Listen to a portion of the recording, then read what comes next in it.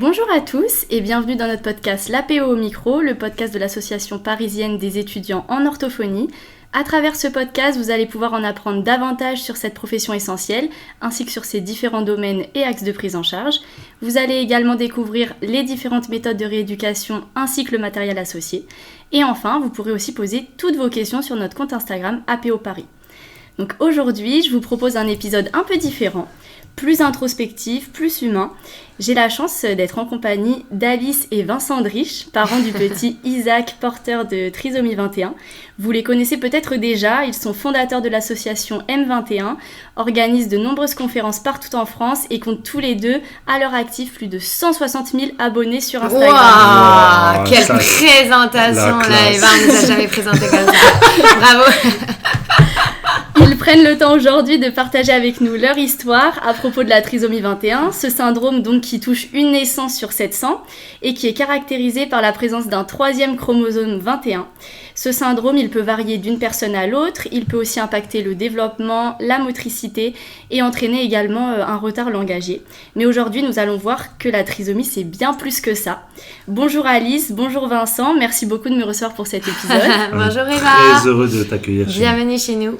Merci beaucoup. Avant de commencer, donc pour ceux qui ne vous connaissent pas, est-ce que vous pouvez vous présenter ? Eh ben, je te présente Alice, ravissante femme avec qui je suis en couple depuis 11 ans, qui a créé l'association M21 dont tu as parlé juste avant.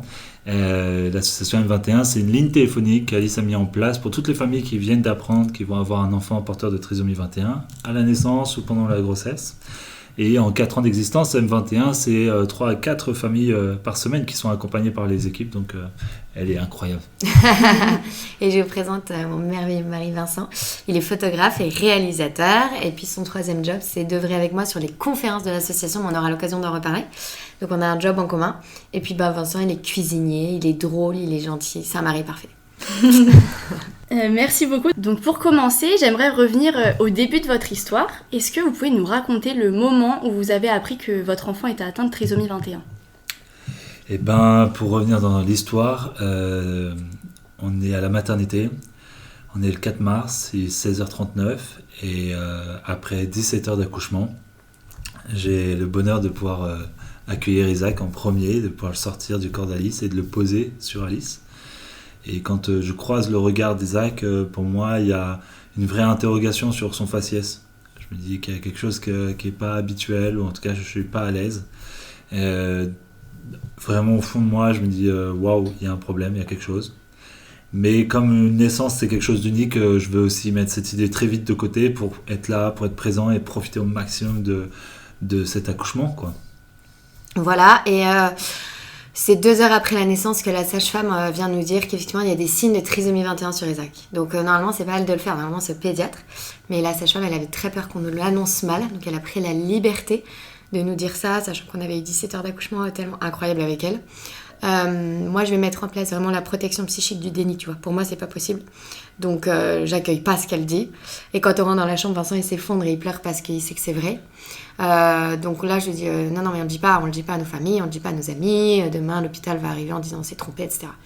Je te passe les détails parce que c'est 2 heures de conférence.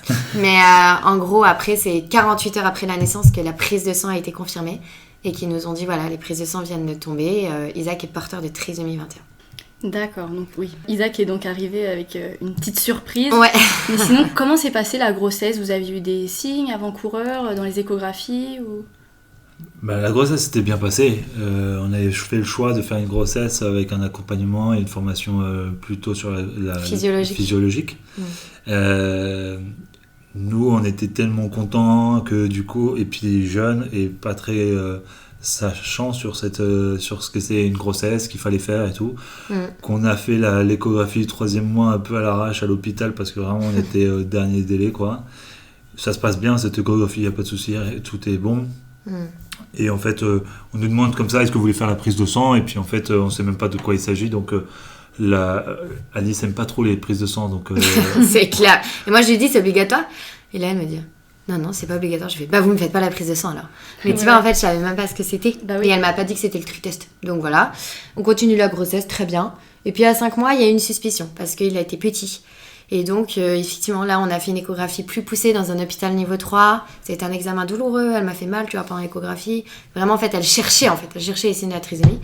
Et en fait, à la fin du rendez-vous, elle nous met 3 papiers. Elle nous met un papier pour faire une amniosynthèse, un papier pour procéder à un arrêt de grossesse, et un papier où on consigne comme quoi on est bien conscience de ces 2 choses et qu'on ne portera pas plainte contre l'hôpital. D'accord. Mais en fait, là, tu vois, nous, on est dans un accompagnement physiologique, donc on est connecté à fond au bébé, hyper porté sur notre bébé. Là, c'est what the fuck quoi? Mais genre, amniosynthèse, arrêt de grossesse, mais n'importe quoi. Et en fait, nous, on a tellement désiré, attendu Isaac. Pour nous, c'était lunaire, en fait, ce qu'on vivait, franchement. Donc, on a été en colère contre le médecin. Et un mois après, on est revenu. On n'a pas voulu faire l'amniosynthèse parce qu'il y a un risque de perdre Isaac. Donc, pas d'arrêt de grossesse non plus. Et après, un mois après, on a refait une échographie. Et là, elle nous a dit je suis désolée, je pense que je me suis trompée de diagnostic. Votre bébé rentre parfaitement dans les courbes, il a fait son pic de croissance, etc.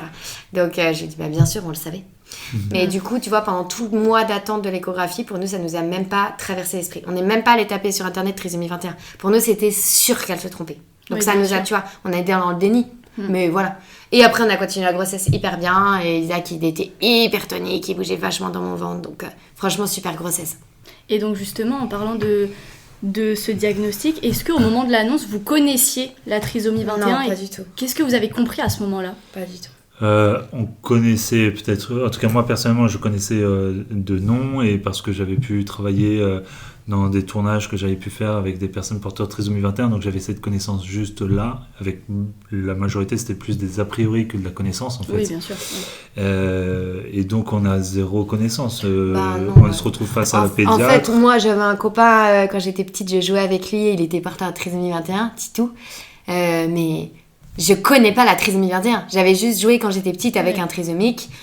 Voilà, mais je connais pas la trisomie 21. Non, je connais rien. Là, vraiment, on n'a aucune connaissance. Ouais, donc c'est pour ça qu'à la maternité, on a des a priori négatifs. Oui. On est persuadé que quand on va sortir de la maternité, on va rentrer chez nous, on va fermer les volets, et puis personne va parler de nous, quoi. Là, il faut vraiment se dire que...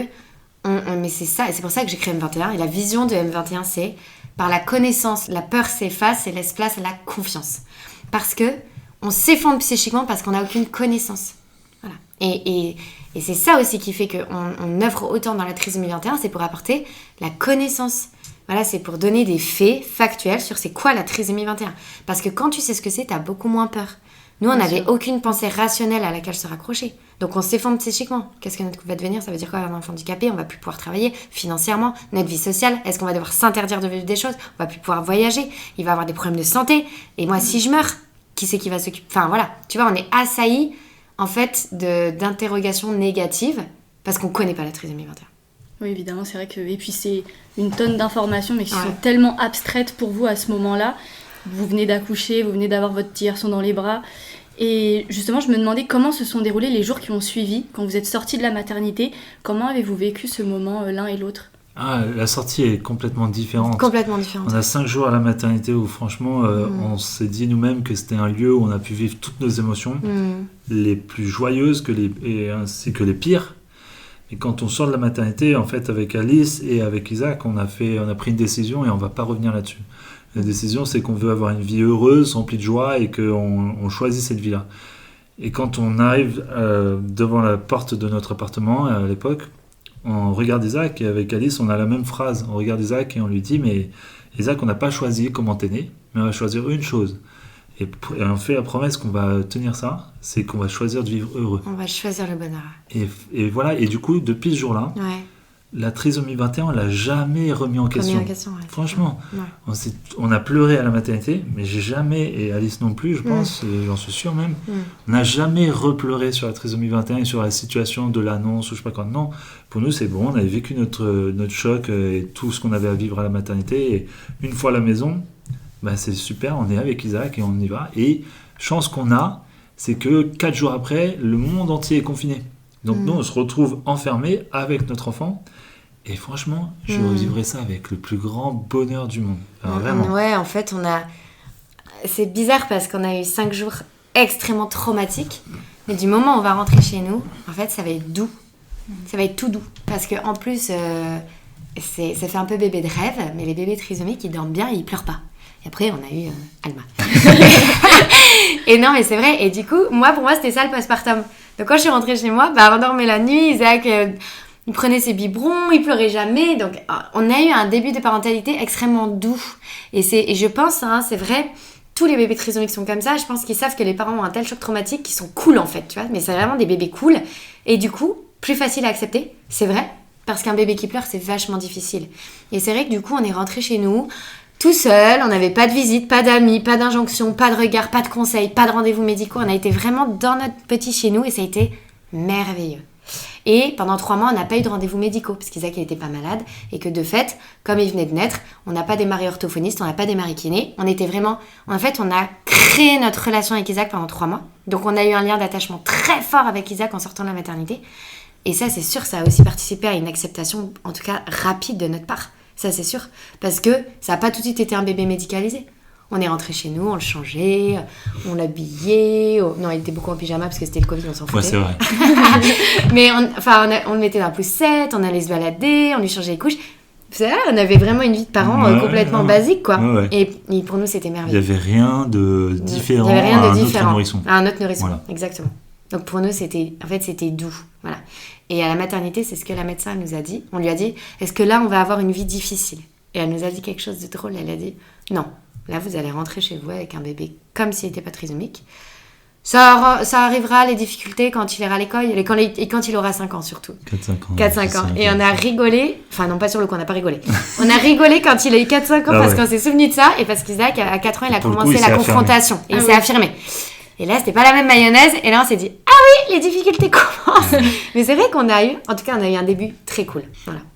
Alors, donc, les premiers jours sont passés, les premières semaines, et puis, comme vous venez de le dire, la vie, elle a repris. Comment avez-vous commencé à comprendre, donc vous venez de parler des 4-5 ans, ce que votre enfant allait traverser et ce que vous alliez traverser avec lui ? Waouh, elle est belle cette question. Alors, on part pour 3 heures d'interview. Ouais, c'est ça, on a combien de temps là ? Moi, j'ai 2 événements assez marquants. C'est après le Covid. On est allé rencontrer Edwige. C'est la maman d'un petit garçon porteur de trisomie 21 qui s'appelle Victor. Et on attendait ce rendez-vous très impatiemment. Parce que Victor, il avait 4 ans, petit blond aux yeux bleus. Donc, en fait, on savait aussi qu'on pouvait se projeter, tu vois. Quand on est arrivé, après le confinement, on a couru chez eux. Victor, il nous attendait en haut des marches. Il nous a pris la main. Il nous a fait nous asseoir sur le canapé. Il est allé chercher son cahier d'orthophoniste. Il nous a dit « ski !» Parce qu'il voulait montrer le gars qui faisait du ski sur son cahier. Il nous a porté à boire. Il vérifie qu'on avait toujours une chips dans la main. Non mais tu vois, et là... Il a fait un massage. Il m'a fait un massage. Il s'est mis derrière moi, il me faisait un massage. Il a été extraordinaire. Et quand on est sorti de cette soirée, j'ai regardé Vincent et je me souviens que je me suis jetée dans tes bras et je t'ai dit, on a tellement de chance d'avoir un enfant comme ça. Là, pour moi, ça a été un moment décisif où j'ai vraiment compris aussi, Isaac, que la trisomie 21, ça serait aussi ça. Que c'était pas que des difficultés, que ça serait aussi ça. Que ça serait aussi un petit garçon qui serait hors norme, en fait. Qui comprendrait des choses d'un point de vue émotionnel que les autres ne comprendraient pas. Tu vois, qui serait puissant émotionnellement. Première chose.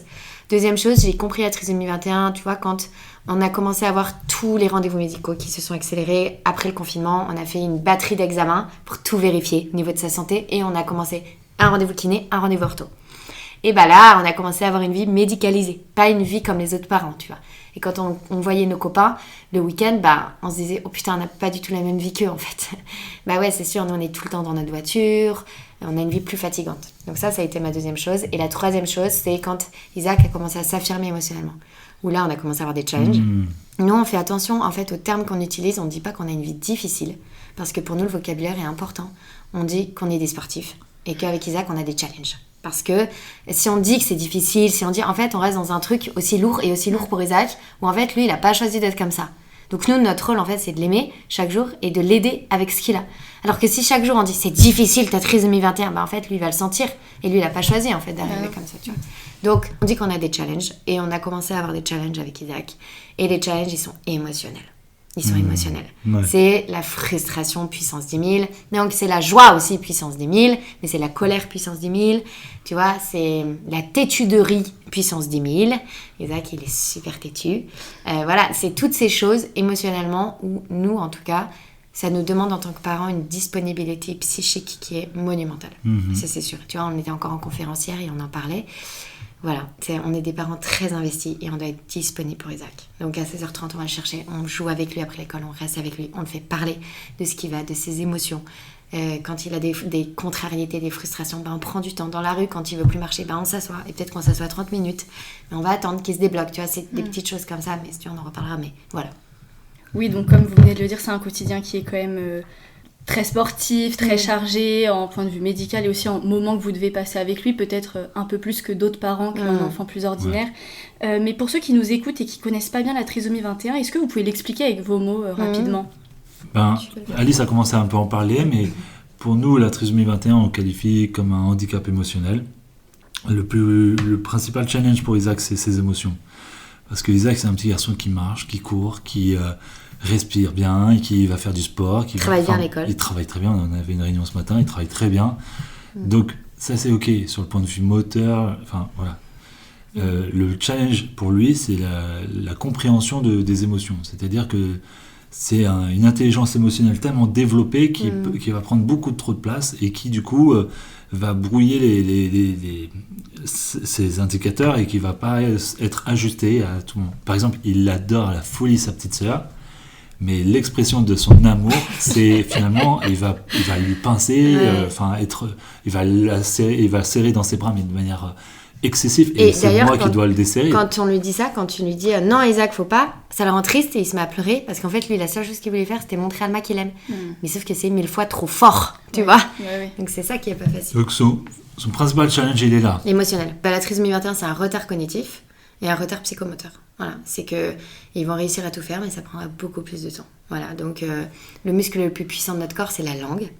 Donc c'est vrai que eux tu vois ils ont un phrasé particulier.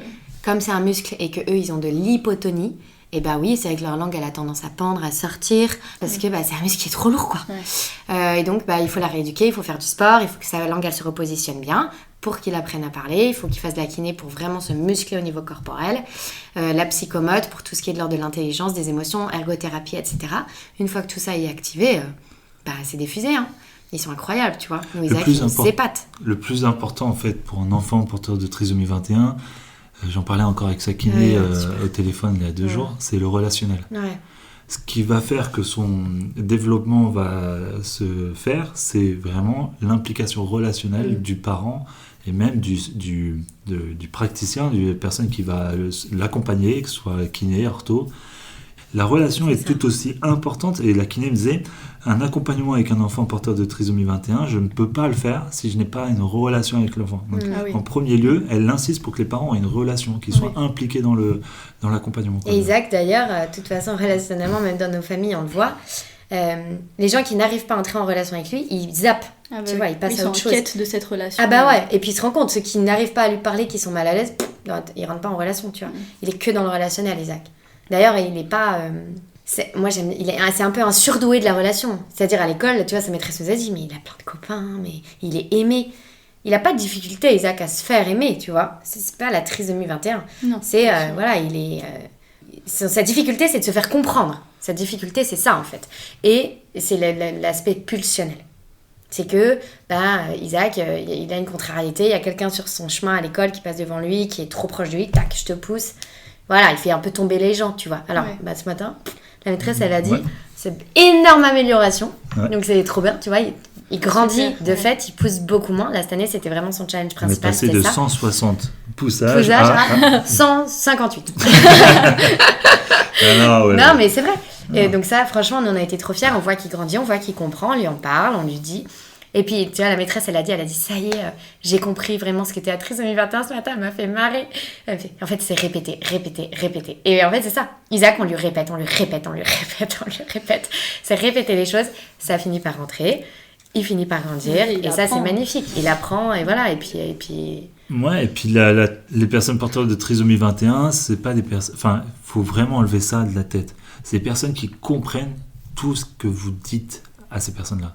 Isaac... Mais encore aujourd'hui, je suis toujours bluffé par cette compréhension. Là, on vit une situation et on vient enfin de comprendre ce qu'il essayait de nous montrer depuis des mois et des mois. Et d'un coup, on lui dit, écoute, Isaac, ça y est, on a compris que tu voulais nous parler de tel sujet. Et dans ses yeux, tu vois qu'on a touché et que là, il est... C'est clair. Ça y est, et quand tu remets les mots sur le sujet et que ça le tend, d'un coup, il se remet à se tendre et là, tu fais, ok, donc on a vu juste et je sais que tu as compris, on s'est compris là. Il faut le comprendre. Ouais, c'est ça vraiment le la plus... communication. Parce qu'il n'est pas comme un autre petit garçon, il va pas sortir de l'école en disant j'ai vécu ça aujourd'hui, j'ai croisé telle personne qui m'a regardé comme ça, qui m'a poussé. Non, lui, voilà, il vit des choses. Il y a plein de choses que nous, on ne sait pas, tu vois. Il a une tendance aussi à garder et à dire c'est moi, c'est mon truc. Et c'est ok, ça va. Les porteurs de trisomie 21, ça c'est aussi important de le savoir, ils ont une très très très grande résistance dans la douleur. On peut faire mal à un trisomique et vraiment lui faire très très mal. Donc ça c'est... Et Isaac, donc c'est dur de savoir vraiment quand il a mal en fait. Parce que tu vois, il s'est cassé le poignet, il faisait de la gym dans la salle d'attente de l'hôpital. Donc Vincent il disait putain le médecin il veut pas du tout me prendre au sérieux quoi. Et en fait il s'était vraiment cassé le poignet. Mais souvent ils disent non j'ai pas mal. Tu vois, c'est aussi, je pense ça fait partie de leur aspect émotionnel. Ils ont une capacité, ils savent qu'ils sont différents. Ils savent que les gens les regardent différemment. Ils savent que quand ils arrivent dans une famille, ça dérange. Ils savent, papa, maman, je suis arrivée, je n'étais pas comme vous vouliez. Ils le ressentent. Donc, il y a une espèce aussi de capacité intérieure à endurer, à porter les choses, tu vois. Mais il y a un moment, ça finit toujours par sortir. Hein. Oui. C'est comme n'importe quel autre enfant. Donc, voilà. J'ai vu aussi donc, sur vos réseaux sociaux, à la place de trisomique, vous utilisez aussi le terme gourmand très unique, un terme que je trouve très beau d'ailleurs. C'est vrai qu'on parle souvent d'hétérogénéité dans la trisomie 21, parce que chaque enfant est différent. Et comment vous avez fait pour pas enfermer votre fils dans cette case de trisomique comme on pourrait l'entendre Je pense que Isaac, on le considère comme un enfant comme les autres. Et au quotidien, on lui parle comme un enfant comme les autres, on l'éduque comme un enfant comme les autres. Et il y a des fois où il joue la carte du handicap et on lui dit « Pas aujourd'hui, mon ami, on a bien vu que tu faisais un peu le... » C'est clair. Je veux pas mettre les baskets, maman qui met les baskets. J'apprends à l'école qui fait tout seul. Non, mais moi, je peux pas faire. Moi, je peux pas faire. C'est donc, il est au courant, tu vois. Et nous, on a mis des mots sur son handicap, on a mis des mots sur sa différence, tu vois. On passe par plein de biais pour essayer de parler de ça. Parce que manière, on peut pas ne pas faire comme s'il n'y avait pas. Parce qu'il y a des fois où il n'y arrive pas, que son handicap, sa différence, elle est trop lourde. Donc, nous, on doit mettre des mots dessus, mais au quotidien, on avance comme avec un autre enfant, quoi. Je pense pas qu'il y aurait de grandes différences entre Alma et Isaac dans l'éducation. Et après, dans la chambre de maternité, quand on a su pour le diagnostic, il est arrivé à nous ce moment fatidique, comment l'annoncer, qu'est-ce qu'on dit. Et tu vois, ça fait 4 ans qu'on donne la conférence Être différent, c'est normal partout en France. Je peux te dire qu'on soit dans une zone prioritaire ou dans un établissement hyper bourgeois de Paris, tout le monde pense la même chose de la trisomie 21. Et les jeunes, même, souvent, il y a le mot mongol qui sort. Parce que c'est une réalité, c'est qu'ils s'insultent avec ce terme triso-mongol, tu vois, pour dire t'es un débile, quoi. Ouais. Mais moi, quand on est dans cette chambre de maternité, en fait, j'ai pas fait 4 ans de conférence, mais je sais très bien l'héritage du terme trisomique. Ce mot, je l'aime pas. Parce qu'il est chargé péjorativement, en fait, tu vois, il est lourd à porter. Le nom du handicap de mon fils, c'est une insulte chez les jeunes. Donc c'est horrible, tu vois. Et quand on est dans la chambre de la maternité avec Vincent, on se regarde, et puis moi je dis à Vincent, il faut qu'on trouve un nouveau nom au handicap d'Isaac. Donc je veux pas l'appeler trisomique, quoi. J'arrive même pas à l'écrire sur le message. Et donc on commence à échanger, à parler. Vincent, il était cuisinier avant d'être photographe. Oui, je vous ai dit, il est parfait. Et donc nous, on est des gourmands, on adore manger, on a la passion de la nourriture. Et donc on dit, ok, en fait, Isaac, il a plus de chromosomes, c'est ça son handicap. Donc on va dire qu'il est gourmand en chromosomes. Et donc déjà, nous, du coup, direct, on a décidé à Isaac de pas lui dire t'es trisomique, de lui dire t'es gourmand en chromosomes. T'en as un de plus, quoi. Ouais, voilà. Et du coup, il se présente comme ça, il dit ça de lui. Alors, c'est très drôle parce que dans la rue, tu veux dire ? Ouais, dans la rue, en fait, Isaac, maintenant, il sait reconnaître des personnes porteurs de trisomie 21. Du coup, il dit « Ah, papa, comment un chromosome, lui ?» Donc, c'est drôle, tu vois, on était en vacances dans un lac avec d'ailleurs une famille qui a un enfant porteur de trisomie 21. Et on arrive dans le lac, c'est bondé de monde, et dans le monde, on voit un adolescent. Et Isaac, il fait Papa, gourmand en chromosome. Il dit ouais, c'est le lac des gourmands en chromosomes. Et il dit, ah ouais, d'accord. Sauf que des fois, il se trompe complètement. Des fois, il se trompe. Il y a des gens qui ont une tête ronde et des yeux un peu bridés dans la rue avec gourmand en chromosomes. On dit, non, tout le monde n'est pas un gourmand en chromosomes, Isaac. Mais c'est trop drôle, on était à Carcassonne là, pour des conférences, et il y a 2 handicapés, 2 personnes porteurs de handicap qui passent comme ça. Hilarant. Et ils ont vu Isaac, fait trisomie 21. Allez, ciao. Et ils sont barrés, quoi. Tellement drôle. Mais du coup, c'est vrai que le fait aussi d'avoir changé le nom du handicap d'Isaac, en fait, pour lui, c'est plus doux. Voilà, ça lui permet de grandir en disant ça, tu vois, de comprendre qu'il est comme ça. Pour nous, en tout cas, c'est important que Isaac, effectivement, il soit vraiment en paix avec qui il est, avec son identité, qu'il ait confiance en lui. Il sera toute sa vie porteur de trisomie 21, toute sa vie, il va vivre avec le regard des gens. Donc, qui disent de lui-même, bah voilà, je suis un gourmand chromosome, c'est plus doux aussi, tu vois. Et c'est vrai qu'il est trop drôle parce qu'il adore, il se présente tout le temps comme ça, il vient en conf avec nous. Bonjour, on m'appelle Isaac, gourmand chromosome. Voilà, et en fait, c'est bien qu'il ait compris qu'il est pleinement Isaac, mais il est aussi pleinement gourmand chromosome. Et il le sera toute sa vie, voilà. Donc pour nous, il n'y a aucun débat, il n'y a aucun tabou. On en parle très souvent, très souvent. Je redis qu'il est porteur de trisomie 21. Tu vois, quand il vit des périodes difficiles à l'école, je prends du temps avec lui et on parle. Et je lui redis, tu te souviens Isaac, en ce moment, t'es en colère parce que tu vois les autres de ta classe qui réussissent à faire des choses, toi t'y arrives pas, tu te souviens? T'es gourmand chromosome. Ah oui! Je lui dis, et puis t'es handicapé. Handicapé, maman? Ouais, trop bien. Je lui dis, ouais, enfin des fois c'est un peu relou, mais c'est vrai que c'est très bien, t'as raison. Mais tu vois, on rigole et en fait, ça lui fait aussi, lui... On parle du coup d'une manière simple de ce qu'il a, on lui redit souvent parce qu'il faut qu'il ait confiance en lui. Isaac, moi je veux qu'il arrive à l'adolescence en étant bien dans son corps, bien au clair avec son identité, bien au clair, tu vois, avec qui il est, et pas la peur du regard de l'autre. Ouais, et ça permet de déconstruire en plus toutes les idées reçues qu'on peut avoir sur cette pathologie. Exactement. Et donc depuis le diagnostic, comme vous l'avez dit tout à l'heure, Isaac il est pris en charge et il suit un parcours de soins. Quels professionnels interviennent dans son suivi ? Du coup, dans l'ordre, ça fait psychomote le lundi matin, ergo le lundi après-midi, orthophoniste le jeudi après-midi. Il a eu kiné pendant 3 ans pour l'acquisition de la marche, mais il a arrêté parce qu'après c'était un champion, il savait courir. Mais voilà, aujourd'hui, du coup, il a 3 rendez-vous par semaine. Et donc, comment se passent les séances de soins avec Isaac ? Est-ce qu'il est content d'y aller ou est-ce que c'est plutôt un fardeau pour lui ? Comment ça se passe là-bas ?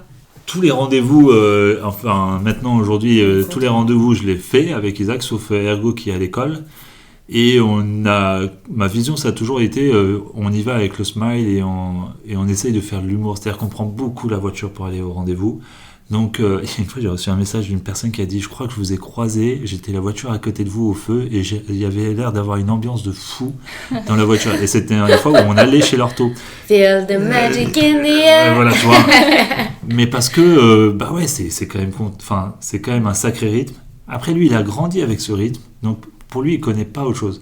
Tu vois, l'année dernière, oui, c'est sûr. C'est cette année il a pris conscience que en fait parce que cette année le rendez-vous chez l'ortho est à 15h45, donc je vais le chercher à l'école à 15h. Et il a compris cette année que je venais le chercher, mais que les copains eux restaient à l'école et continuaient à être ensemble à l'école. Et pendant quelques semaines, c'était pas facile pour lui ça. Et du coup, il est arrivé en séance d'ortho, il n'était pas heureux. Et donc, j'ai encore plus mis de la musique à fond. Et maintenant, ça va très bien. Mais tu vois, Quand on a commencé les rendez-vous médicaux, en fait, Isaac, il a une vie médicalisée à 3 mois. Donc, on s'est dit, il faut quand même adoucir ça. Du coup, on a donné des noms d'animaux à ses médecins. Donc, son ortho, c'est Dr Papillon. Et sa kiné, c'est Dr Marmotte. Et en fait, nous, ça a été aussi la même décision qu'on a posée, en fait, quand on est rentré chez nous après la maternité. On n'a pas choisi comment tu es, mais on choisit d'être heureux. On n'a pas choisi de vivre ces rendez-vous médicaux. Mais si on les vit pas dans la joie, mais en fait, ça va être des moments horribles. Et nous, on s'est dit, ça va être des moments pour nous où on va profiter d'Isaac, en fait. Parce que toute la semaine, nous, on travaille énormément. Donc, quand Isaac, il a eu 5 mois, il a commencé la crèche à temps plein. Et bien, en fait, moi, j'étais heureuse parce que je kiffais mon job et je savais que je retrouvais mon bébé. Je le mettais dans la voiture. J'allais passer 40 minutes avec lui à l'encourager pour qu'il apprenne à marcher. Voilà, ça n'a jamais été dur, en fait. Et l'orthophonie, c'était pareil. C'était toujours des moments, allez, on fait une acquisition de langage, etc. C'est aussi un choix. En fait, c'est toujours une question de décision. Quand tu vis des choses avec ton enfant où tu as une vie particulière, tu as un enfant différent, c'est une question de décision. Soit tu subis ta vie, tu vas rentrer dans ta voiture, le prix de l'essence il est cher, comment je vais y arriver à la fin du mois? Bah oui, mais j'ai des rendez-vous médicaux. Ou alors tu dis, bah ouais, l'essence elle est chère, mais en fait c'est pas grave parce qu'aujourd'hui je vais emmener mon enfant chez l'ortho, il va continuer d'apprendre à parler, ça va être génial et je vais le retrouver, je vais le voir. Voilà. Comment tu vois ta vie en fait? Et donc, comme je représente les étudiants en orthophonie de Paris, est-ce que vous pouvez développer un peu plus, donc quelle place l'orthophonie a-t-elle dans la vie d'Isaac ? Eh ben, Isaac a commencé ses séances d'ortho à partir de l'âge de 3 mois. Il continue toujours d'y aller et il fait qu'une seule séance par semaine. Et l'ortho, c'est une ortho d'une autre génération. C'est une orthophoniste qui a 72 ans qui chaque année nous dit je vais bientôt partir à la retraite. Mais elle n'y arrive pas. Et elle est extraordinaire, mais c'est une autre ortho. C'est-à-dire que Je sais qu'aujourd'hui, dans vos cours d'ortho, on vous dit c'est bien que les parents ne soient pas là pendant la séance, souvent en tout cas, dans certains lieux, mais ça dépend des cours, et que la séance dure 30 minutes. C'est vrai. Ça, c'est vrai. Avec Dominique, la séance, elle dure 45 minutes. Ce qu'elle aime bien dire, c'est qu'elle fait 15 minutes de bénévolat. Sur toute sa carrière, elle m'a dit j'ai perdu beaucoup trop d'argent. Et on reste toujours à la séance. Mais on est toujours là pour la séance parce que c'est important pour elle d'impliquer le parent dans l'accompagnement et l'évolution de l'enfant, dans l'acquisition, pour comprendre ce qu'elle fait. Parce qu'en fait, c'est tellement technique ce qu'elle fait. Elle lui amène des choses. Et quand on regarde la séance comme ça, on dit mais pourquoi elle fait toujours la comptine au début, puis après elle fait ça. Mais en fait, elle fait aussi de la guidance parentale dans ces moments-là. Et donc, elle prend le temps de nous expliquer, elle prend le temps de dire comment vous allez, comment va Isaac en ce moment, de nous accompagner dans tout ce qu'on vit. Et elle se tient quand même toujours une règle d'or, c'est de toujours donner à la fin de la séance des points positifs de la séance de Isaac. Même si la séance a été chaotique parce que Isaac fatigué, parce que ils sont pas bien alignés les deux, elle va quand même te trouver quelque chose qui a été positif et à nous encourager. Il y a quelque chose qui est important, c'est que nous, on a été tellement chanceux. C'est-à-dire que Isaac, il a commencé la kiné avec une nana, ça fait 40 ans qu'elle fait de la trisomie 21, et une ortho, ça fait 50 ans qu'elle fait de la trisomie 21. Donc, si tu veux, Isaac, il a été mis dans les mains de 2 professionnels de santé qui sont les queens de la trisomie 21 en région Auvergne-Rhône-Alpes. Non, mais c'est incroyable. Il y avait des gens qui faisaient 1h30 de route pour venir chez notre ortho, tu vois. Donc, on est conscient aussi que l'évolution d'Isaac, c'est aussi parce qu'il a eu des professionnels extraordinaires. Et que quand on est arrivé, la kiné et l'ortho, toutes les deux, elles nous ont fait de la guidance parentale. Elles nous ont tout appris sur la trisomie. Elles nous ont expliqué la nécessité du cadre pour Isaac. Si Isaac n'a pas de cadre, il ne grandira pas. S'il n'a pas de sécurité, il ne grandira pas. S'il n'a pas de rituel, il ne grandira pas. Tout ça, tu vois. Et donc, c'est vrai que l'orthophoniste, tout de suite, elle nous a dit, moi, je vous préviens, ici, on rigole pas. On travaille. Il y a un cadre, il y a des règles. Isaac, il va travailler ici. Et même s'il a 3 mois, il va commencer à travailler. Et donc... C'est perturbant au début. Hein. Aujourd'hui, je vous le dis comme ça, mais t'as un bébé 3 mois, tu fais « Oh, ok ». Mais en fait, associé à ça, en fait, si tu veux, elle était tellement... on sentait qu'elle maîtrisait tellement le sujet, on ne pouvait pas aller ailleurs. On s'est dit « Ok, bon, il va travailler, d'accord, il est tout petit. Mais quand même, ok, je reste avec vous parce qu'effectivement, vous connaissez tout à la trisomie. » Et donc... elle a instauré des séances où c'est toujours le même cadre, toujours le même rituel. Elle a tout réussi à faire progresser Isaac à travers la répétition, le cadre, le rituel. Et quand Isaac commence à être dissipé, Isaac, allez, tu te reconcentres, on y va, on continue de travailler. T'es capable, t'as pas que 5 minutes de concentration en toi, on y va. T'as de l'intelligence. Tu vas lui parler comme ça, tu vois, avec autorité, mais vraiment de lui dire, tu es intelligent Isaac, tu vas y arriver. Et en fait, c'est extraordinaire. Un exemple, une fois, je sais plus quel âge Isaac a, il est petit, et je suis sur le canapé avec lui, je lui lis une histoire, et puis je dis ok Isaac, est-ce que tu peux aller chercher... Il a 10 mois. Il a 10 mois, un peu 10, plus. 11 mois. Non, il marche à 4 pattes, il avait 10-11 mois. Je dis tu peux aller chercher un autre livre, et puis je vais lire un autre bouquin. Et là d'un coup Isaac se lève, 4 pattes, il va chercher un livre, et là je fais waouh, il est incroyable mon fils. Le lendemain, on est séance d'ortho, je suis avec Isaac et je dis à l'ortho, Dominique, c'est incroyable ce qui s'est passé, je lui raconte l'histoire, et puis là, elle me regarde, elle fait, excusez-moi, monsieur Drich, vous allez le prendre pour un débile combien de temps, votre enfant? C'est pour te donner le personnage, t'as compris le personnage? Oui. Et là, elle me redit cette phrase, mais elle me dit, mais en fait, monsieur Drich, votre enfant, il comprend tout, arrêtez. C'est juste pour vous parler, vous communiquer des infos, là, ça va être compliqué. C'est lui qui a du mal à se comprendre, mais lui, il comprend tout. Oui, donc elle dit, si vous n'avez toujours pas compris ça, là il faut qu'on travaille ensemble. Là. Je fais, oui ok, non c'est bon, j'ai compris, là. Vous m'avez bien séché. Et donc quand il arrive, c'est Isaac, t'enlèves ton manteau tout seul, tu le mets. Alors au début je l'aidais, mais tout le temps c'était, tu vas y arriver, un jour tu le feras tout seul. Tu vas chercher ton petit fauteuil, tu le mets sur ta chaise tout seul Isaac. Moi des fois elle est dure, madame ne l'aidez pas s'il vous plaît. Hein. Mais ce que je veux dire, c'est que... T'es séance du coup, c'est pour ça que moi je suis intenable, c'est pour ça que j'y vais plus, parce que moi je l'aidais trop. Moi j'ai soufflé les réponses. Non, mais voilà. Mais en vrai, elle est tellement... En fait, elle le regarde en disant, mais tu es capable. Et en fait, ça, c'est extraordinaire. Ouais, et Isaac, à l'école, c'est pareil. Les gens qui sont autour de lui, sa maîtresse, ses AESH, les gens le regardent en disant, tu es capable. Tu vas y arriver. Et nous, quand il est chez nous, on lui dit, tu es capable et tu vas y arriver. Et le fait que dans toutes les sphères où il va, il a des éducateurs qui lui disent ça, ses parents qui lui disent ça, Bah, c'est vrai qu'en fait, Isaac, il a un développement de fou. Et donc, c'est pour ça qu'on s'y implique à 200% et pas juste à moitié ou en surface. Parce que la surface, ça ne marchera pas. Le jour où on n'est pas dedans, Isaac, il nous fait vite comprendre qu'on n'est pas dedans. Et donc, on est dans la valorisation. Et les professionnels de santé, ils nous ont aidés à ça.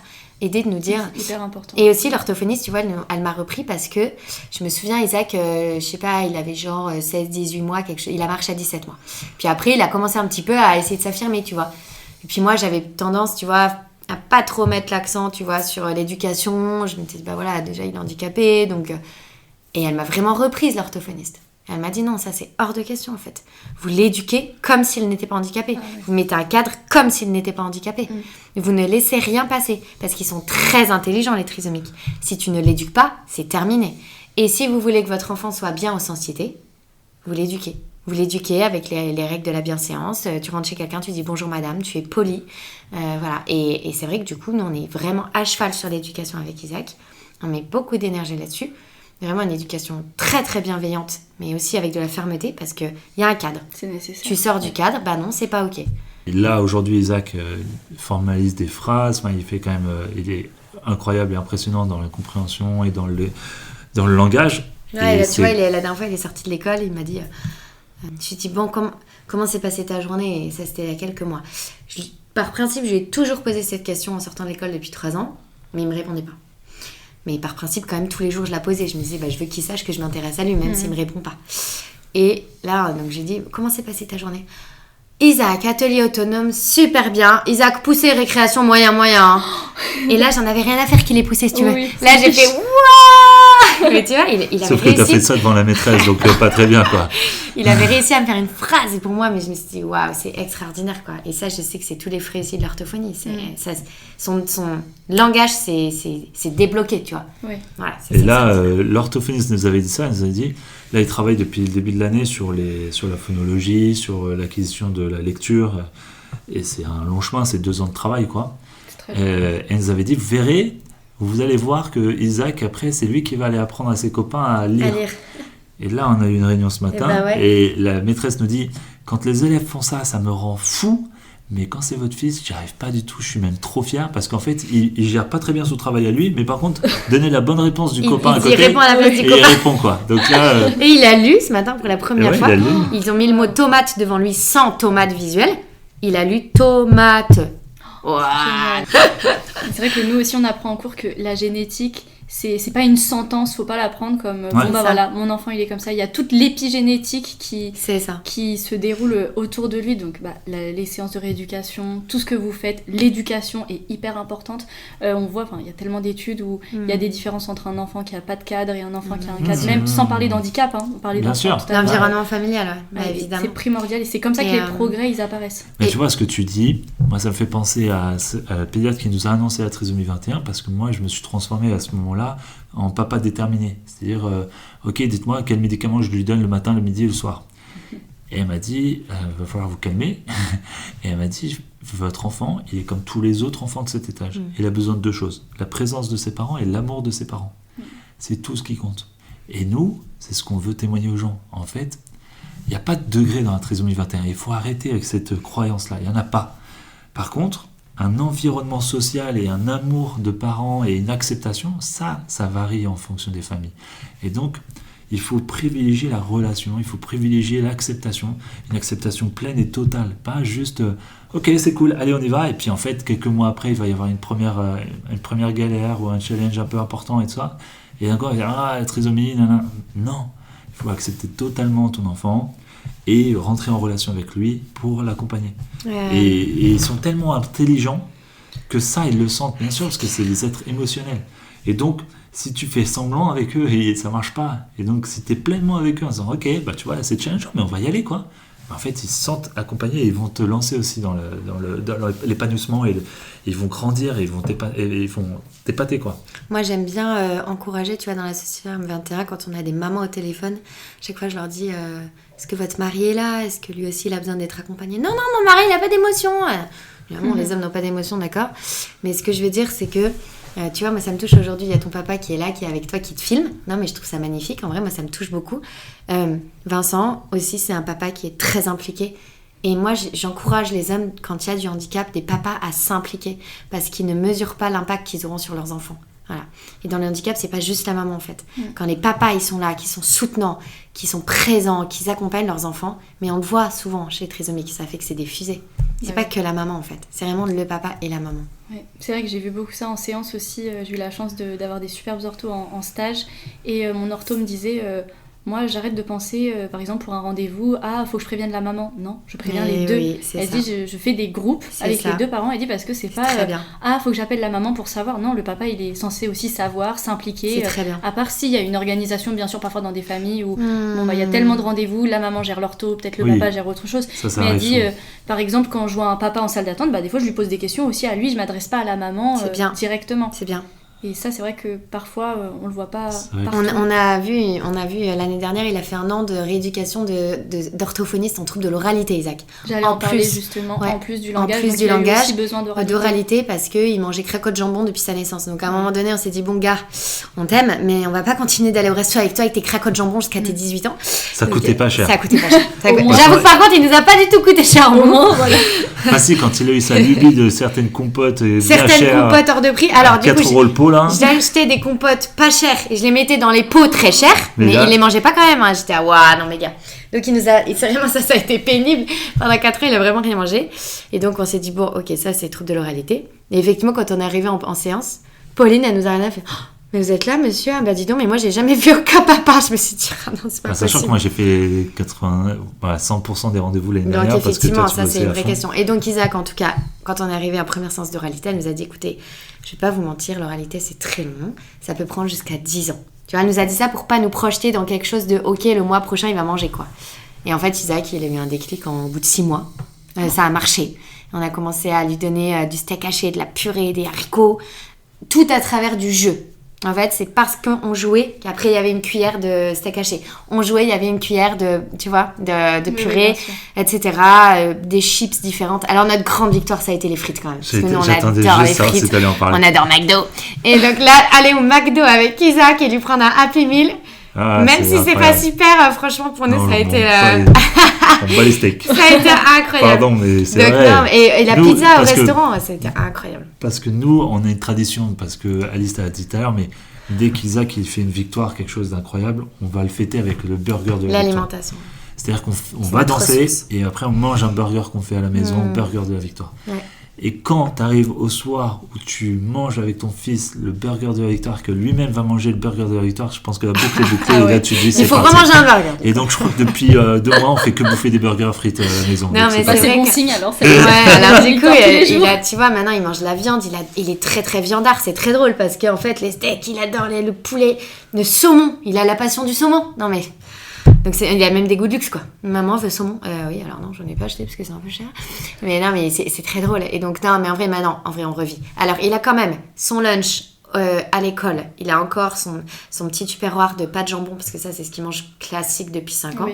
Voilà. Et à la maison par contre, là on fait là il mange. On essaye au maximum qu'il mange comme nous. Ça marche pas tous les jours. S'il est fatigué, il va pas manger. S'il est frustré, il va pas manger. Il reviendra à ses pâtes jambon. Mais globalement, on essaye, il adore les fruits, donc il mange beaucoup de fruits. Enfin voilà, en fait, le fait que ça se soit débloqué, punaise, c'est merveilleux, quoi, franchement. Ouais, c'est vrai que parfois c'est long parce qu'il y a la texture qui rentre en jeu, le goût, des fois la couleur. Le visuel, non mais c'est clair. En fait, et puis la température. Ah oui, aussi. Si Isaac, c'est trop chaud, c'est foutu. Puis que la manière dont c'est présenté. Oui. Ouais, mais parce qu'en fait, la trisomie 21... empêche l'enfant au premier mois de pouvoir prendre sa main, de mettre les objets dans la bouche. Donc c'est ça. Toute la partie oralité n'est pas du tout développée et le nerf qui va rejeter plutôt que mettre à l'intérieur et prend une place beaucoup trop importante. Mais avant d'arriver à ces explications-là et à cette compréhension-là, c'est ça.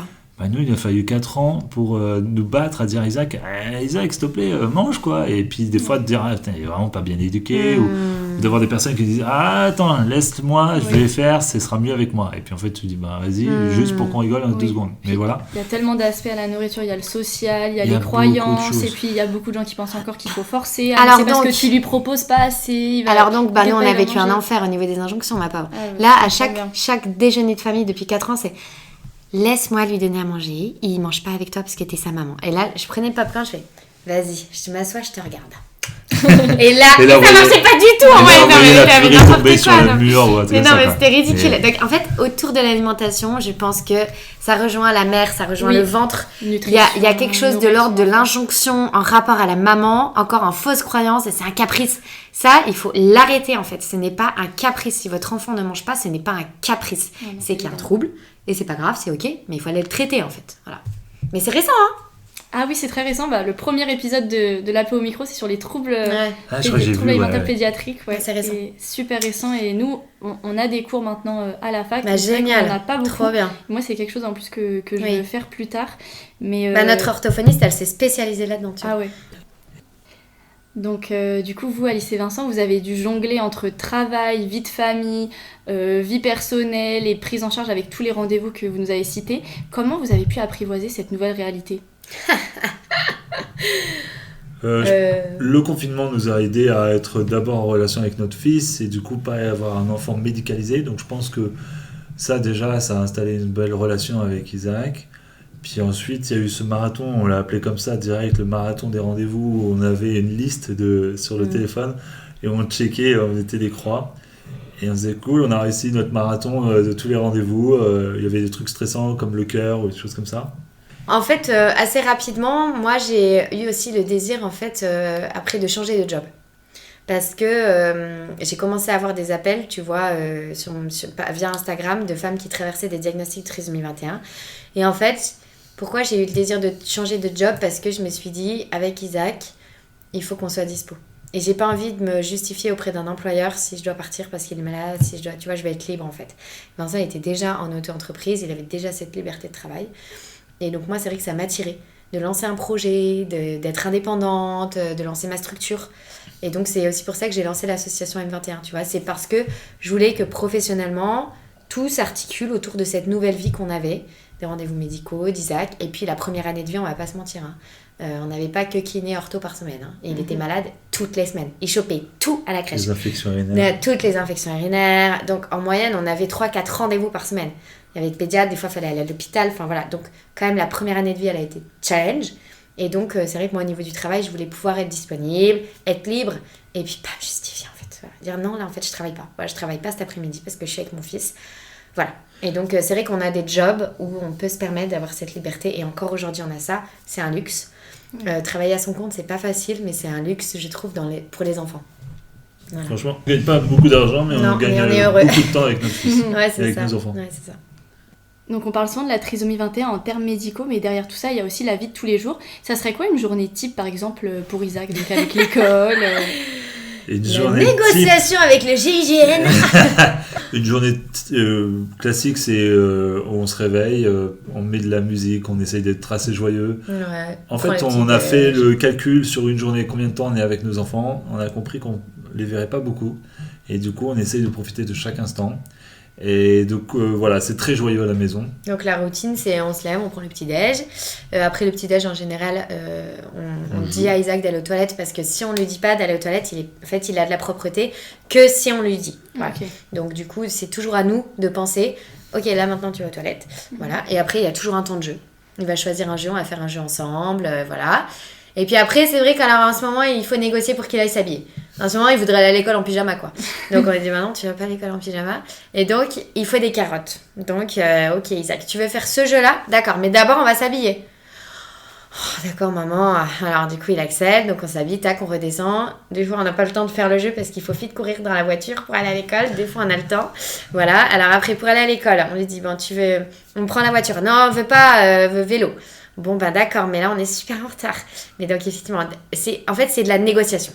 Une journée type avec Isaac, c'est lui proposer ce qu'on doit faire comme activité pour que la journée avance, mais c'est de la négoce. Voilà. Ouais. En tout cas, en ce moment, on est dans cette phase depuis quelques mois. Et donc, il faut toujours une carotte. Non, mais Isaac, là, il faut vraiment prendre la voiture. Ah non, je veux pas. Bah ok, mais alors, si tu veux, tu mets la musique. On va mettre la musique très fort dans la voiture. Ah d'accord. Bon bah du coup il accepte, on va dans la voiture. Donc là c'est lui qui choisit la playlist. Donc c'est Libéré délivré, spoiler alerte, nous n'écoutons que ça depuis 8 mois, nous pétons un câble. Que Dieu bénisse Anaïs Delva, mais vraiment on n'en peut plus de sa chanson. Et donc là on met Libéré délivré à fond dans la voiture. À chaque fois on met pas assez fort donc il faut être très fort, voilà. Et pour qu'en tout cas il arrive à l'école avec les meilleures dispositions. On veut qu'il arrive à l'école toujours en étant bien. Et s'il y a une crise à la maison avant d'aller à l'école, À chaque fois, avant qu'il rentre dans la classe, moi je passe un temps avec lui dans la cour. Ok, tu respires. Je suis capable, courageuse. Je fais voilà, là t'as pas été bien ce matin à la maison, mais ça veut pas dire que ta journée va être mauvaise. Tu vas aller travailler, tu vas retrouver tes copains, c'est ok. Voilà, on lui fait beaucoup faire des exercices de respiration. Voilà. Donc après il va à l'école. En général, on va le chercher à 16h30. Après, on déjeune 2 fois par semaine avec lui. Soit Vincent, soit moi. On se partage les déjeuners. C'est un challenge pour lui quand même de faire des journées complètes. Il a besoin de breaker dans la journée. Donc il fait que 2 fois la cantine dans la semaine. Et après, à 16h30, on va le chercher. Et soit on va rentrer, on va jouer à la maison, soit on va aller faire du foot dans un terrain. Mais là, comme il fait beau, c'est trop cool, on est dans le jardin, tu vois. Là, ça y est, c'est les beaux jours qui reviennent, donc on peut à nouveau être dans le jardin. Pendant l'hiver, on joue à la maison. Et sinon, pendant l'été, c'est trop cool. Il y en a un panier de basket, il adore. On joue au foot, au basket, tu vois. Et après, par contre, c'est rapide parce que c'est vrai que nous, le sommeil d'Isaac, il est essentiel. Si Isaac, il ne dort pas au minimum 10 ou 11 heures, il est mal. Donc, on le couche très, très tôt. Donc on mange, en général, on active. Ça, depuis tout petit, à 19h, l'objectif c'est que 19h30 max, il dorme. D'accord. Et au niveau de l'école, du coup, il est en quelle classe? J'imagine grande section. Une école ordinaire. Ouais. École ordinaire. Tout se passe bien. Avec section, une AESH à temps plein. Non, tout se passe très bien. Voilà, on a eu le débrief ce midi, c'était incroyable. Ouais, le débrief. Très très positif. C'était quand même challengeant pour lui, la grande section, une nouvelle maîtresse. Donc nouvelle classe. Il fallait trouver une nouvelle classe, une nouvelle classe en termes d'espace. Donc il fallait. Et puis il y avait tous ses copains qui n'étaient plus là. Ils avaient été mis dans une autre classe, et donc ça c'était un peu dommage. Donc beaucoup de pertes de repères. Donc quelques mois bien challengeants jusqu'à décembre. Décembre, franchement, on s'est dit, je sais pas comment ça va se passer le reste de l'année, mais bon. Et là, depuis janvier, ça se passe super bien. Et la maîtresse nous a fait une réunion là ce midi, et elle s'est dit, je suis vraiment très très très content de Isaac, de ce qu'il fait en termes de comportement, de travail. Enfin, c'est chouette. Ils se sont enfin accordés tous là, et Isaac a enfin ses repères. Et là, c'est incroyable, franchement. Mais il est heureux à l'école. Il fait des progrès. Il arrive à commencer à lire, à compter. Et depuis peu, Isaac donc, est devenu grand frère. Votre petite Alma est arrivée. Qu'est-ce que ça a changé chez lui? Tout. La taille des vêtements. En fait, Isaac, il était petit. C'était toujours le plus petit de la classe. Et c'est vrai, globalement, même à l'âge de 4-5 ans, on l'habillait en 2-3 ans. Tu vois. Oui. Il a gardé ses vêtements pendant presque 4 ans. Il a la même taille de vêtements. À la naissance d'Alma, il ne rentrait plus dans ses vêtements. En fait, il a fait un pic de croissance, c'est fou. Il a grandi d'un coup. Et regarde, c'est des photos de son visage avant Alma. Et 2 mois après, c'est devenu un petit garçon. Alors que pendant 5 ans, il a gardé sa tête de bébé, tu vois. Oui. C'était extraordinaire. Donc, il a eu un pic de croissance dingo et son déclic de langage. En fait, il a commencé à parler après la naissance d'Alma. Et puis après, je pense qu'il a découvert aussi le bonheur d'être grand frère. Quand il voit Alma, il est extraordinaire, des fois trop. Ils ont une super relation. Voilà, non, ils ont une très belle relation. Alma, elle est dingo de son frère. Dès qu'elle entend la voix d'Isaac, c'est extraordinaire ce qui se passe. Isaac, tu vois, il n'a pas réussi à dire petite sœur toute la grossesse. Nous, on parlait à Alma tous les soirs. Donc, on disait à Isaac, viens, on parle à ta petite sœur. Et il disait petite Fleur. Pendant toute la grossesse, il l'a appelée petite Fleur. Donc, le deuxième prénom d'Alma, c'est Fleur. Et c'est vrai qu'Alma, je pense que du fait qu'elle ait entendu sa voix pendant 9 mois, c'est extraordinaire. Quand Isaac n'est pas dans la pièce. Et puis Alma, je pense, au fond d'elle, parce que moi je lui ai beaucoup parlé pendant la grossesse, je pense qu'elle sait qu'elle a un frère qui est atypique. On sent déjà qu'elle est responsable, tu vois, je sais pas comment te dire, mais elle est déjà toute petite, mais elle veille, elle se met debout sur son parc comme ça, elle le regarde, et tu vois, c'est trop drôle, genre déjà tu te dis waouh. Et ils ont un lien qui est extraordinaire. Ah ouais, c'est incroyable. Ouais, ils sont très très chauds. Ouais, c'est incroyable. Malgré toutes les belles choses que vous faites donc, avec lui, on sait qu'être parent d'un enfant en situation de handicap, parfois ça peut être compliqué, c'est loin d'être un long fleuve tranquille. Est-ce que vous avez eu des moments de découragement parfois? Et avec la MDPH du Rhône Bah ouais, là, c'est des hauts, des bas, c'est vrai, avec l'administratif, nous on en parle beaucoup en cours, c'est très long.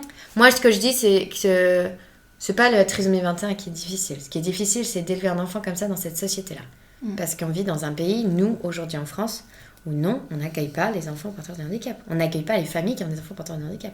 On s'est battu pour avoir qu'Isaac a une AESH. C'est une chance, alors que tous les enfants porteurs de handicap devraient en avoir une. On s'est battu pour avoir des aides financières. Voilà, c'est pas encore résolu. Et c'est pas encore résolu, mais non, voilà, pour nous, ce qui est décourageant, c'est ça. Ce qui est décourageant et fatigant pour les familles, c'est ça. C'est la MDPH. Ça va, nous on va bien, on est un couple solide, on est mature psychiquement, on va bien, on est des gens stables. Mais les gens qui sont divorcés, ou les femmes qui sont seules, ou les femmes qui ne sont pas accompagnées par leur mari, ou les gens qui sont dans des misères sociales et qui doivent vivre ça, mais là tu te tires une balle. Et là tous les jours tu dis à ton enfant, mais t'es un poids en fait. Mais évidemment, parce que tu n'es pas soutenu par ton pays. Voilà, et tous les jours on te fait dire, t'es relou avec ton enfant handicapé. C'est infernal.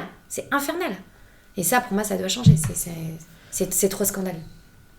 Mais ça, Isaac, il le sait pas, tu vois. Regarde pour nous. C'est clair.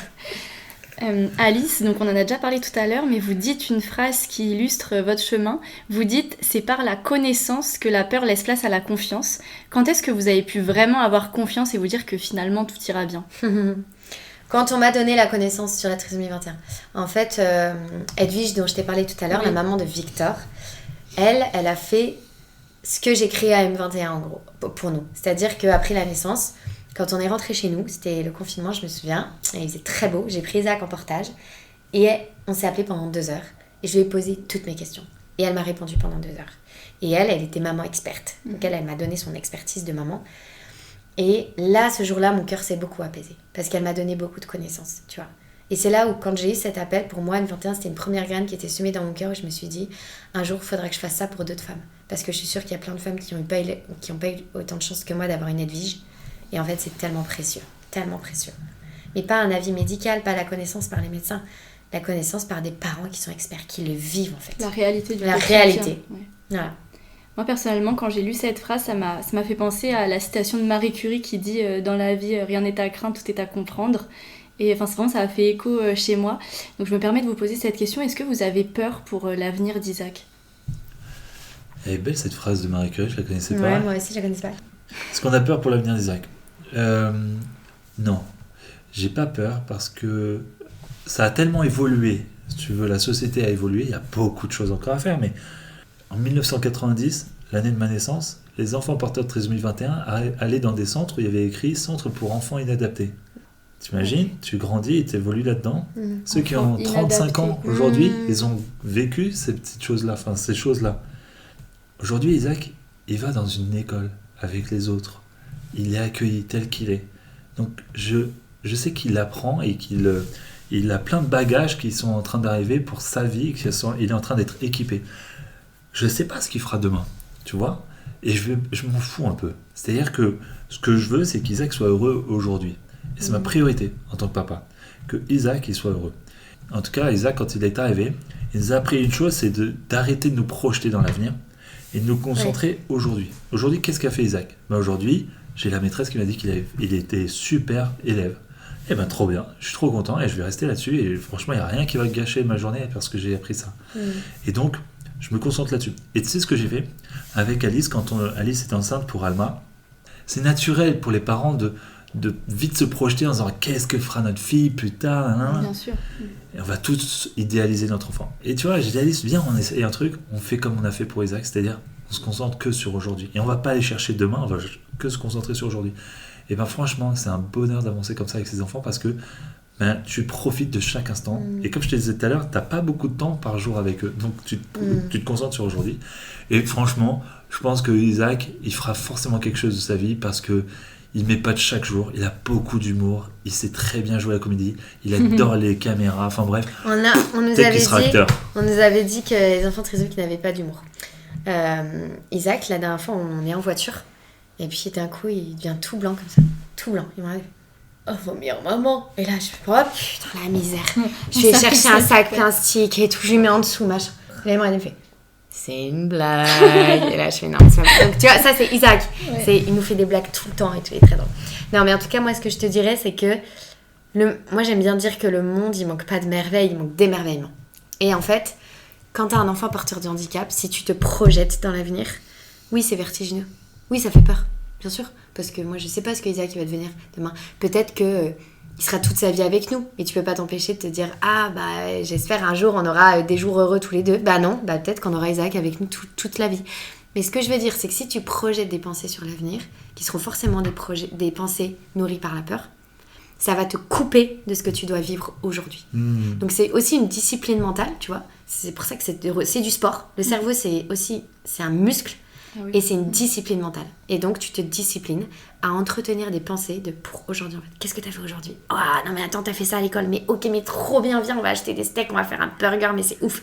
C'est ça, en fait, vivre avec le handicap. C'est un jour après l'autre. Voilà. Et on ne sait pas de quoi sera fait pour demain. On ne sait pas la vie d'Isaac, on ne sait pas ce que ça deviendra.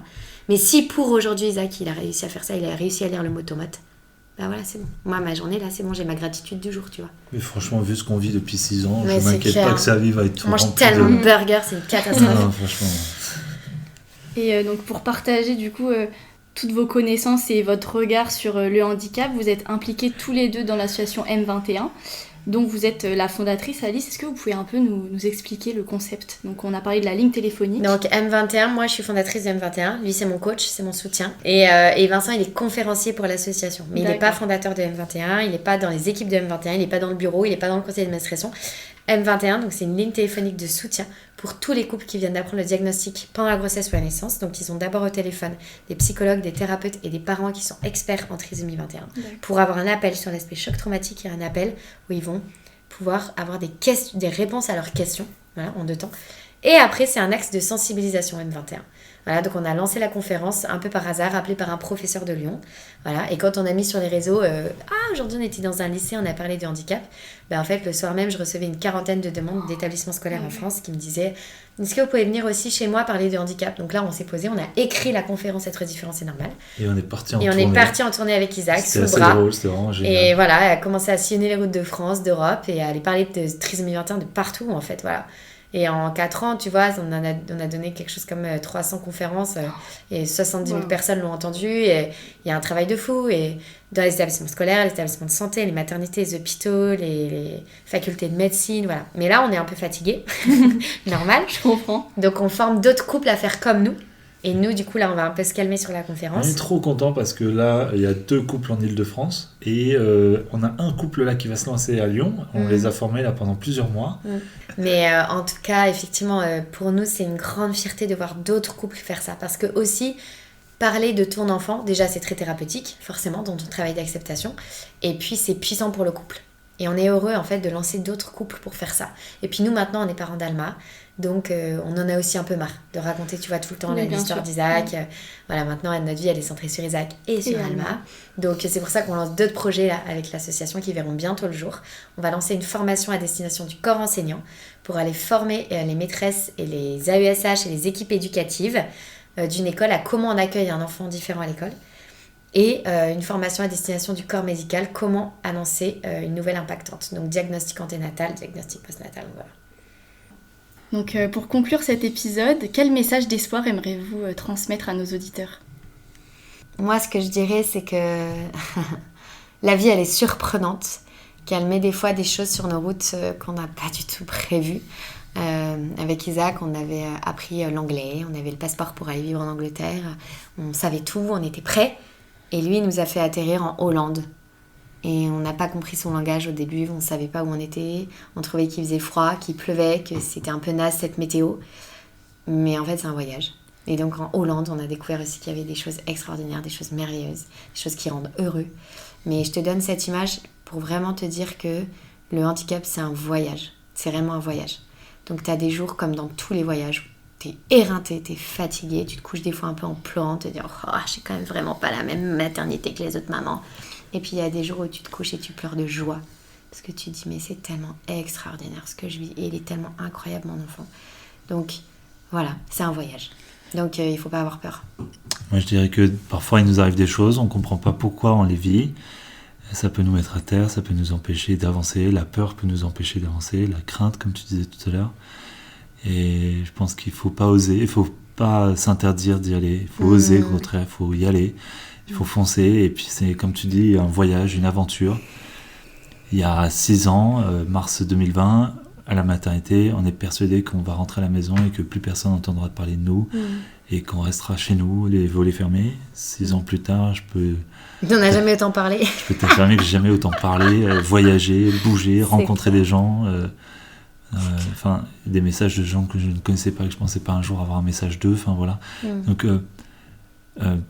que ce soit le handicap ou autre chose, la vie peut parfois nous mettre à terre avec des grosses nouvelles, mais en fait, faut prendre de la connaissance et pour avancer, et il faut y aller, et ça va être une belle aventure. Et pour tous les étudiants ortho, belle suite à vous, et peut-être que demain vous aurez des petits gourmands chromosomes dans votre cabinet. Et pareil, n'ayez pas peur, ça va bien se passer. Vous faites un métier magnifique, et dites-vous aussi que vous allez pouvoir avoir un impact incroyable dans les couples que vous recevrez, dans la vie des gens, dans la parentalité. Et nous, tout ce qu'on nous a donné en guidance parentale, en présence, en soutien. Il y a aussi des fois où je suis arrivée sur Orthophonie sans pleurer en disant je suis vraiment fatiguée cette semaine. Courage madame, allez vous allez y arriver, regardez Isaac comme il est capable. Et une parole comme ça, c'est bon, ça t'aide dans ton cœur de maman. Donc vous avez un métier extraordinaire. Et du coup, vraiment, prenez conscience de ça. Merci. Merci beaucoup. Donc, on arrive à la fin de notre épisode. Et avant de le clôturer, j'aimerais vous remercier, Alice et Vincent, pour votre confiance et votre témoignage si sincère. Je voulais aussi vous dire que je suis très heureuse de vous avoir interviewé aujourd'hui. Ça fait plusieurs années donc, que je vous suis sur vos réseaux sociaux et vous êtes pour moi un modèle et ça s'est confirmé aujourd'hui. De jour en jour, je vous ai découvert avec Isaac et puis maintenant Alma. Et en tout cas, vous formez une très belle famille et vous représentez un exemple pour nous, étudiants qui étudions ces différents troubles, ces différentes pathologies. Et c'est important d'ouvrir nos esprits et de nous intéresser à vous, les parents, comme on le disait tout à l'heure, parce que vous êtes aux premières loges du trouble de votre enfant. Donc merci beaucoup à vous deux. Depuis 6 ans, comme vous l'avez dit, vous avez entamé ce voyage extraordinaire qu'est la trisomie 21. Un voyage sincère, un voyage de résilience, mais aussi surtout un voyage rempli d'amour. Donc merci beaucoup pour votre présence, je suis un peu émue, vous êtes tellement inspirant d'un point de vue professionnel et même personnel. Donc c'est vraiment une fierté pour moi, merci beaucoup. C'est très gentil, merci Eva d'être venue jusqu'à nous. Avec plaisir. Je pense que c'était un vrai bonheur de pouvoir parler et échanger avec toi. Merci pour ce moment. Merci à vous. Merci également à nos auditeurs de nous avoir écoutés. Vous pouvez retrouver notre podcast avec tous nos épisodes sur toutes les plateformes, Spotify, Deezer, Apple Podcast et YouTube. Et n'hésitez pas à vous abonner à ce compte et à notre Instagram APO Paris pour être informé de tous nos projets. À bientôt pour un nouvel épisode de l'APO Micro.